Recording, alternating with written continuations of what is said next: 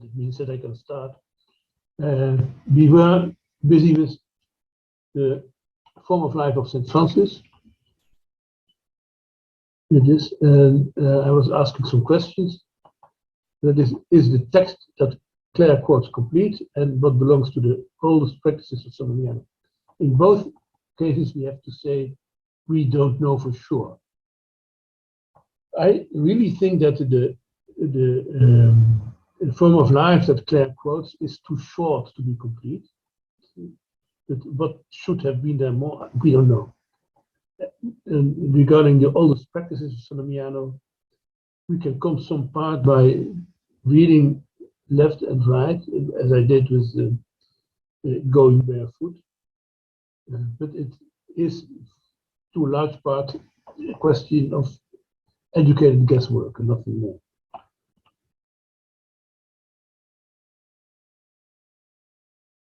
This is one thing I want to treat now shortly before we continue. This is care and solicitude. I read quite often nowadays that this means that there is equality between friars and nuns, that the Sisters of San Damiano are part of the Brotherhood of St. Francis. I must say that I disagree. I really disagree. About this point, I really disagree. I think that that people are too positive about this. In Francis' writing, care is always unequal. You care for a sick brother, and solicitude is almost always negative.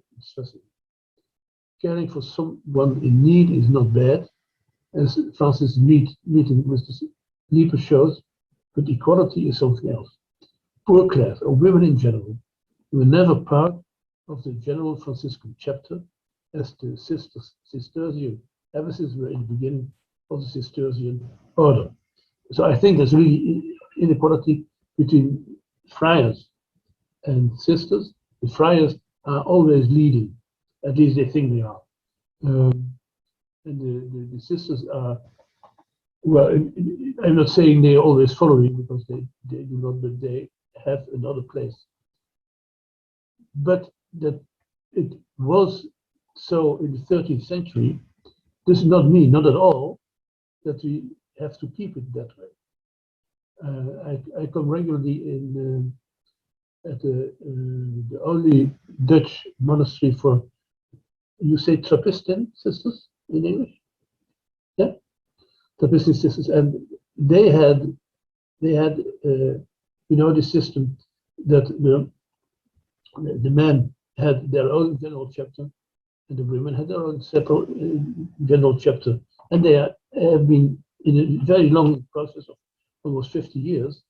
They have now one general chapter in which they go together in equality, and not in an old-fashioned way.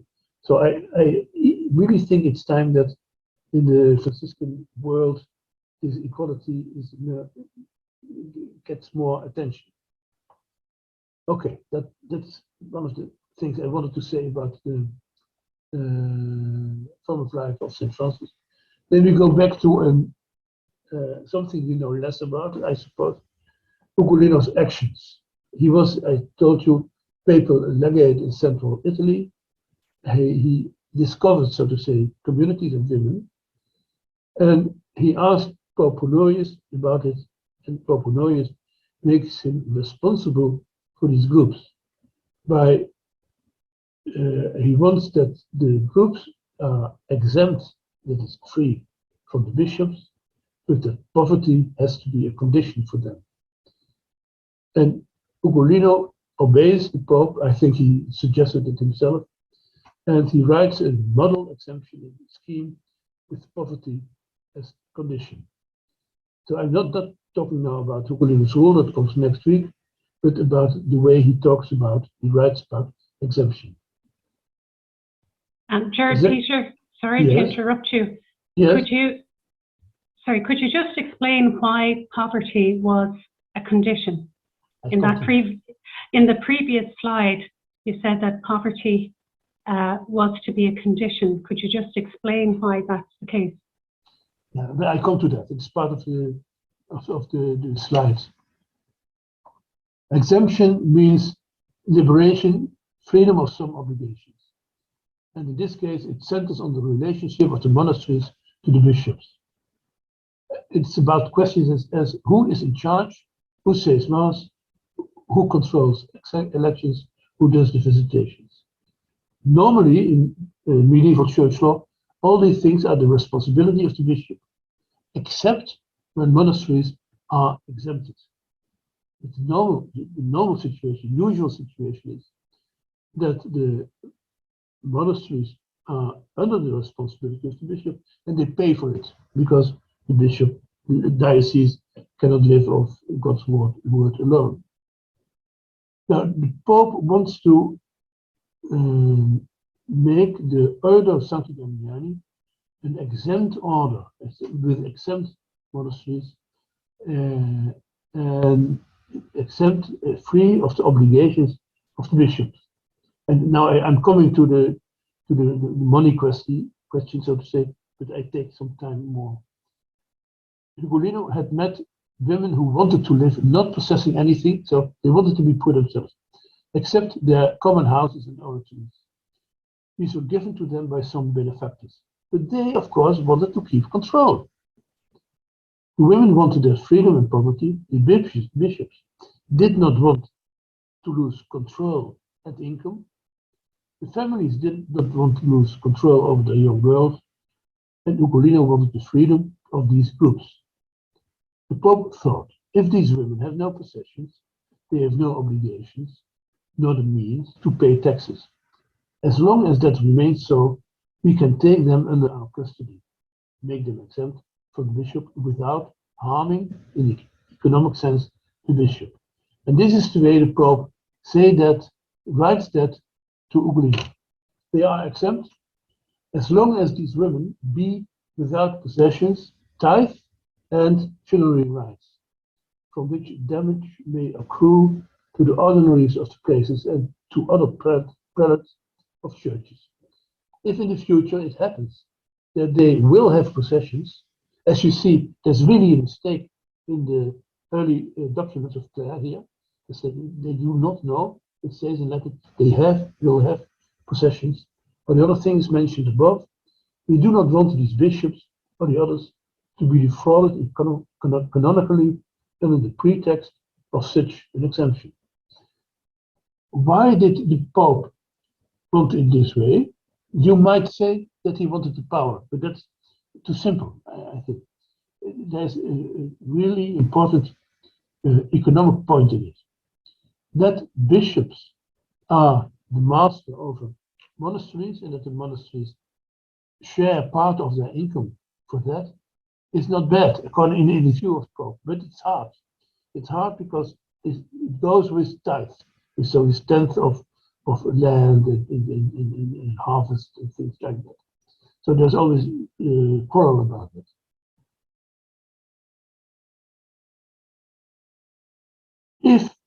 If a monastery has no means of income, has no property, then there's no need for them to pay.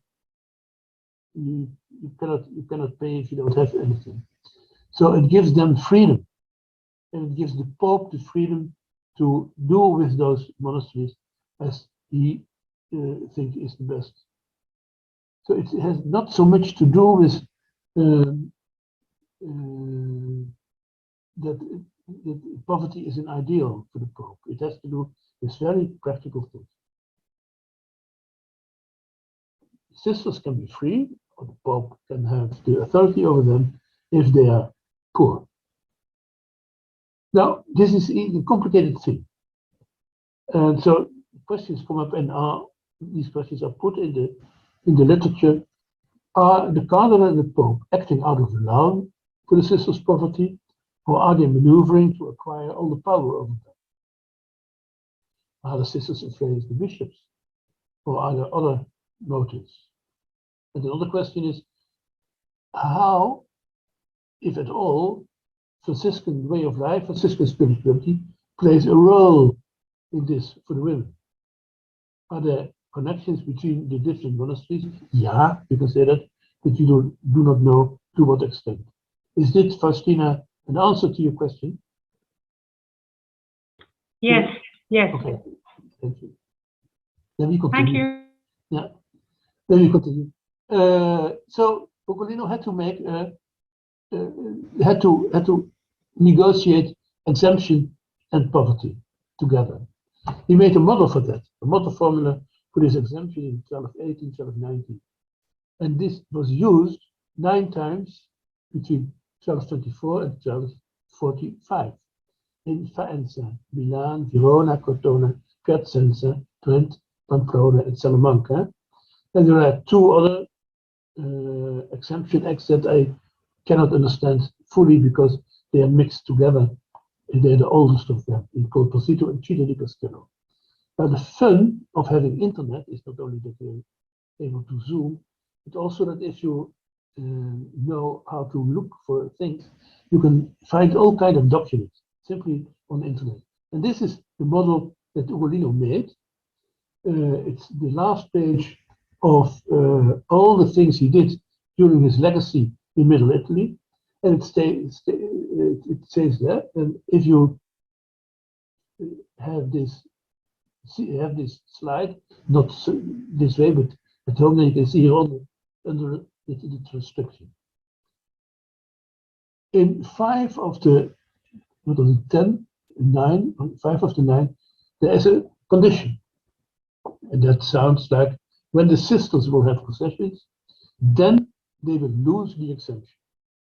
5 times Faenza, Milan, Verona, Piacenza, and Trent.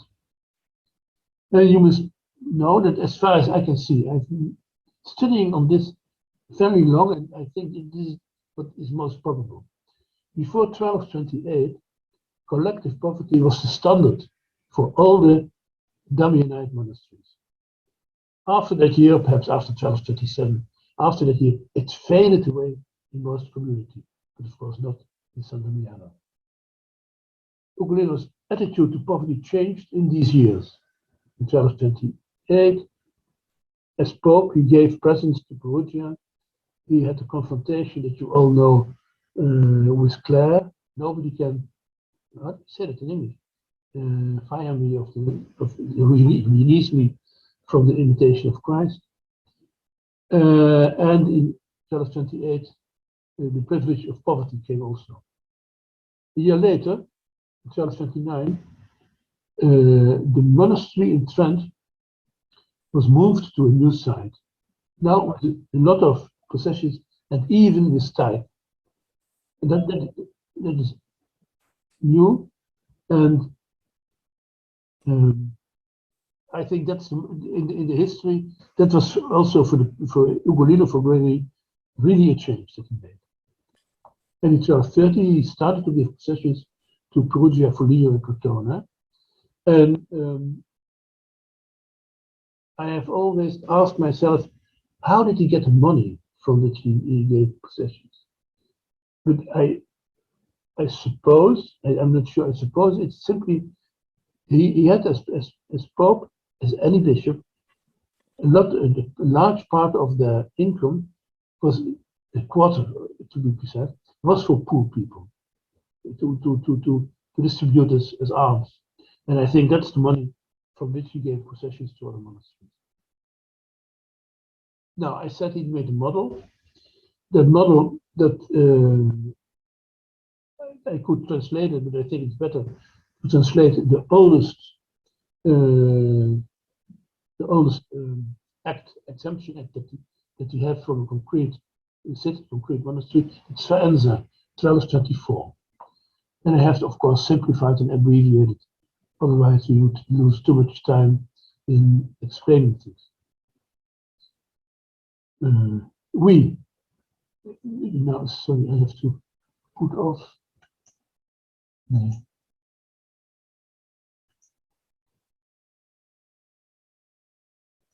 Yeah, no, I don't know how to do it. But part of the text is there are sisters on the screens.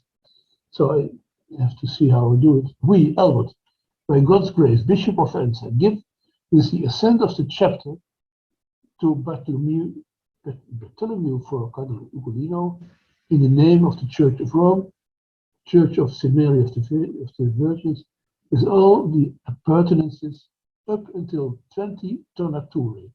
A tonatura is the amount of land that an ox can plow in a day.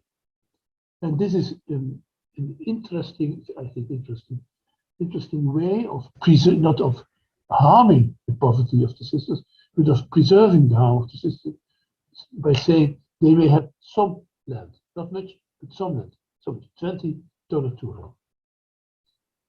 If you give that to the sisters, land in which virgins and other handmaidens of Christ can serve the Lord in poverty, without possessions, chivalry rights, and tithe, according to Ugolino's form of life.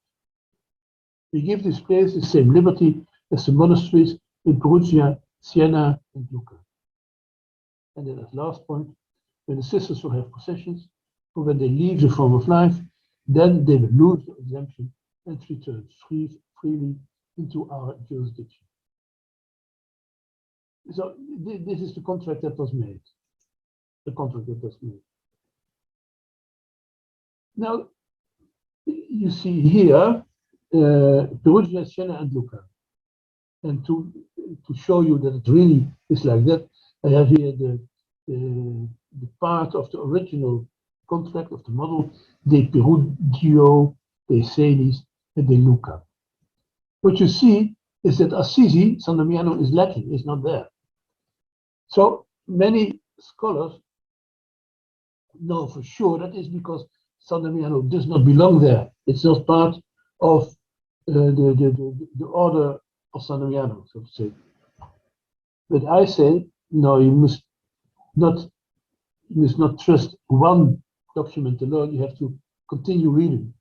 In 1226 and 1229, the same model is used again. But in those other two later acts, Lucca has disappeared and Assisi has come on the first place. So the question arises, what has happened between 1219 and 1226? Or in other words, because it is a model of exemption, what do we know of the exemption of San Damiano? The first thing we have to say is that the exemption document for San Damiano is lost. The documents from Trent and Verona refer to Assisi exemption, but San Damiano's privilegium comune here on the right, I will elaborate on that, supposes its exemption, but it's not quoted. The most important source is the papal letter Angelis Gaudium of 1238. To Clare and her sisters was given the privilege of exemption by Pope Honorius through Ugolino's intercession. That's a direct quotation from Angelis Gaudium.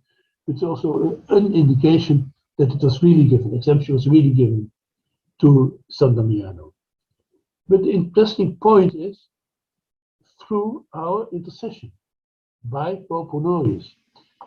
The exemption was not given by the Bishop of Assisi, but by the Pope.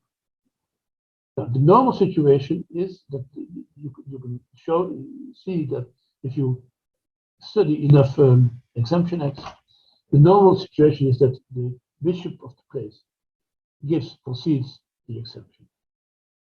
The Pope interferes only on two occasions. One, when there's quarrel. Two, if it's an order or something like that is over more than one diocese. So when it's international, so to say. Now, it's only about San Damiano, so that last point cannot be there. So there must have been some trouble. What can the trouble be? Before we come there, I will tell a bit about this document here on the right. It is San Damiano's Privilegium Commune. I'll explain. It was discovered in 2011 and is therefore missing in the early documents. A privilegium commune is a kind of official recognition by the Pope or by the Apostolic See of a monastery, because the monastery then receives by this privilegium commune a large number of privileges. Not the privilege of exemption that has to be given before, and here it says that it has the exemption, but it doesn't quote the act. It's pity. We had the privilegia communia of some other monasteries like Florence, Siena, Lucca, Perugia, Foligno, and Arezzo. But then you could say, of course, San Damiano can't have received the privilegium commune because that's the other order of Ugolino. Until somebody discovered this document in Austria in 2010, and then later it was published.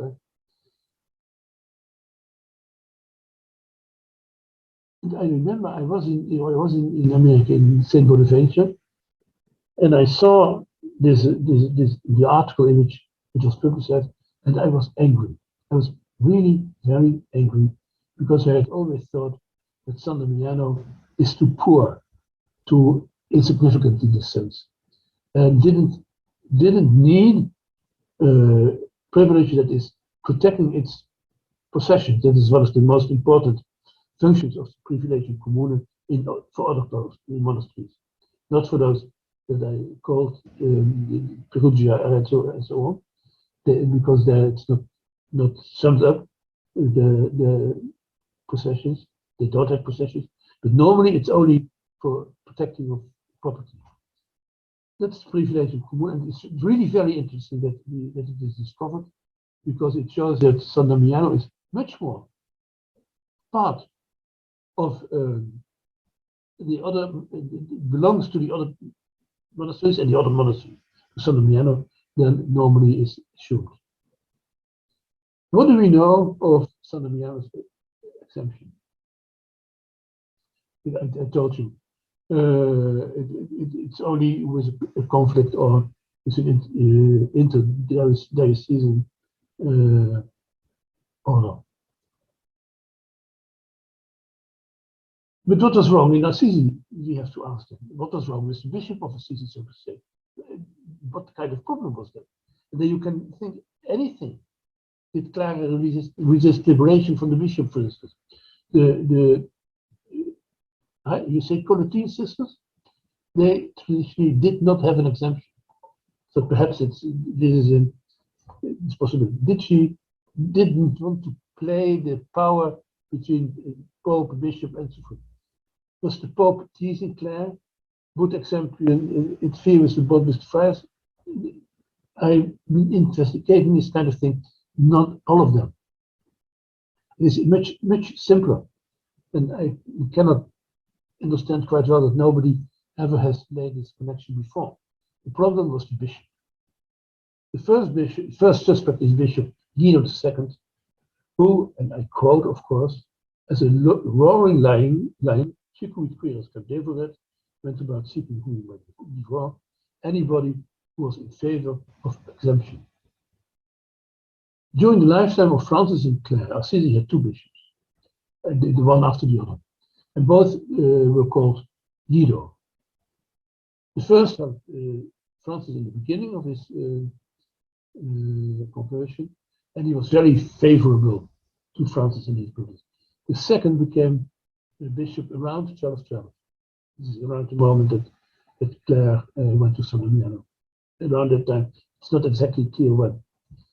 He was a staunch opponent of exemption, and he wanted to recover the bishop's power over the monasteries.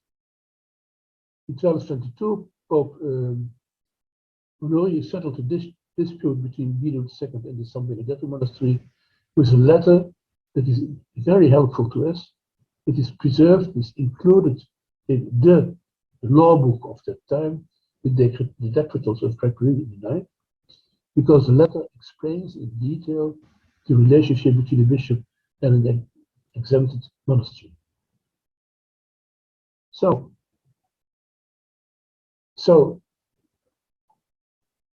it means that San Damiano was exempted.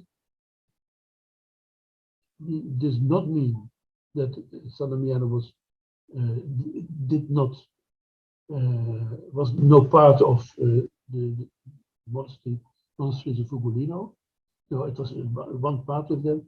It was only exempted later because the bishop of Assisi made problems.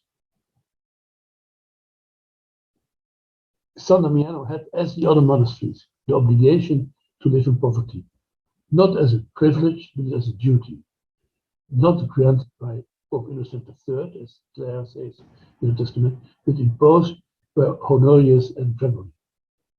This obligation applied to all early monasteries, not only San Damiano. The privilege of poverty of 1228 is a repetition of this old obligation, because Clare, then it turned around. Gregory was not believing in the possibility of poverty, so he was giving presents to other monasteries, because Clare saw that living in poverty was endangered. Now it was not a duty for all monasteries anymore, but a privilege for some. And this position, this idea, is really very new. You are the first group to whom I'm telling this. So you don't have to believe it, of course. I come to a conclusion of this afternoon. Francis wanted a close connection of San Damiano with the brothers. The monastery was, however, no part of the brotherhood. Simply put, they did not go to the chapters and they had no part in the exercise of authority. Francis's own writings for the sisters stressed poverty and care.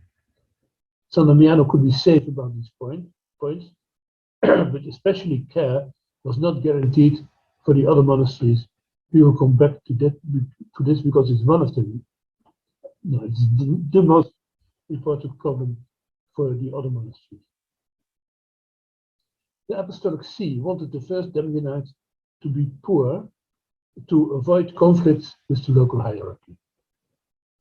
San Damiano's privilege of poverty of 1228 was preceded by an exemption act between 1219 and 1226. This act is lost.